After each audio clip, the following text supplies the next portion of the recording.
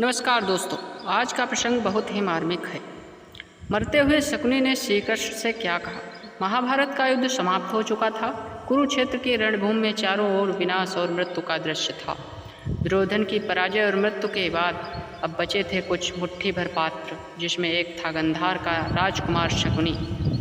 उसकी बुद्धि, चालबाजियाँ और षड्यंत्रों ने महाभारत युद्ध की नींव रखी थी। शकुनी को भीम द्वारा मारा गया, लेकिन मरने से पहले जब वह भूमि पर तड़प रहा था तभी वहां पहुंचा श्री कृष्ण आए। उनकी आंखों में न क्रोध था न करुणा, बस एक दिव्य शांत भाव। शकुनी ने जैसे ही श्री कृष्ण को देखा, वह कष्ट से मुस्कुराते और धीमे स्वर में बोला, आखिरकार तुम आ ही गए कृष्ण। मुझे मालूम था यह युद्ध तुम्हारी योजना का हिस्सा था और मैं भी उसी लीला का पात्र बना। श्री कृष्ण चुपचाप उसकी ओर देखते रहे। शकुनी ने कराहते हुए आगे कहा, मैं दुर्योधन को उकसाया, पांडवों के खिलाफ जहर बोया, चौसर पर द्रौपदी की अस्मिता का अपमान कराया, लेकिन क्या मैं अकेला दोषी था? नहीं श्री कृष्ण, मैं सिर्फ एक मोहरा था। श्री कृष्ण बोले, हर मोहरे को अपनी चाल का उत्तरदायित्व लेना होता है। शकुनी, तुमने अपनी बहन गांधारी के अपमान का प्रतिशोध लेने के लिए कुरुवंश को विनाश के मार्ग पर ढकेल दिया।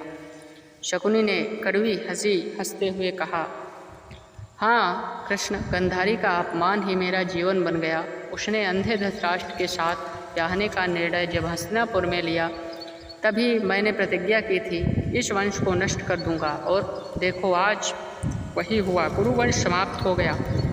श्री कृष्ण धीरे से बोले, परंतु यह विनाश केवल प्रतिशोध से नहीं हुआ शकुनी, यह अधर्म, अहंकार और छल की परिणति थी। तुमने अधर्म का साथ दिया, इसीलिए तुम्हारी मृत्यु निश्चित थी। शकुनी कुछ क्षण चुप रहा, फिर धीरे से बोला, तुम्हें एक बात कहूँ श्री कृष्ण, तुम भी इस युद्ध के सूत्रधार हो। तुमने ही अर्जुन को प्रेरित किया, धर्म का पक्ष लेकर अधर्म का संहार किया।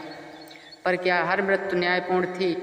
क्या अभिमन्यु की हत्या, द्रौपदी का अपमान, कर्ण की पीड़ा, क्या यह सब नियति थी? श्री कृष्ण ने गंभीर स्वर में उत्तर दिया, नियति तो मनुष्य स्वयं गढ़ता है। शकुनी, तुमने कुटिलता चुनी, छल चुना, तो परिणाम भी वही मिला।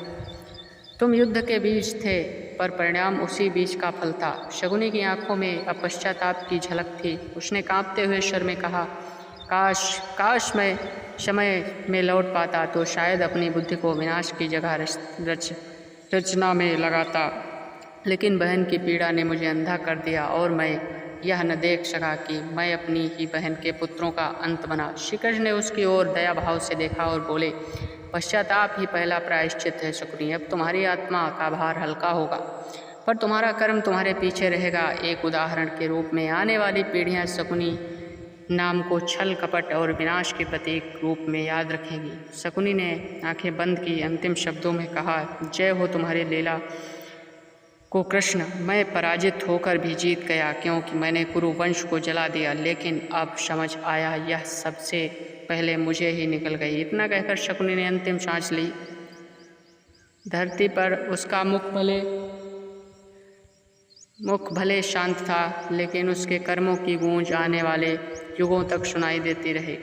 मरते हुए शकुनी का संवाद यह दर्शाता है कि कोई भी व्यक्ति जब अपने कर्मों को दुष्परिणाम से टकराता है तो अंततः सत्य, पश्चाताप और समझ की ओर बढ़ता है। शकुनी की मृत्यु केवल षड्यंत्रकारी की समाप्ति नहीं थी, बल्कि यह अधर्म, पराजय और छल के धर्म को हराना था। दोस्तों, आज का वीडियो इतना ही। मिलते हैं आपको अगले वीडियो में, तब तक के लिए देखते रहिए ज्ञान का पिटारा और सब्सक्राइब जरूर कीजिए। धन्यवाद।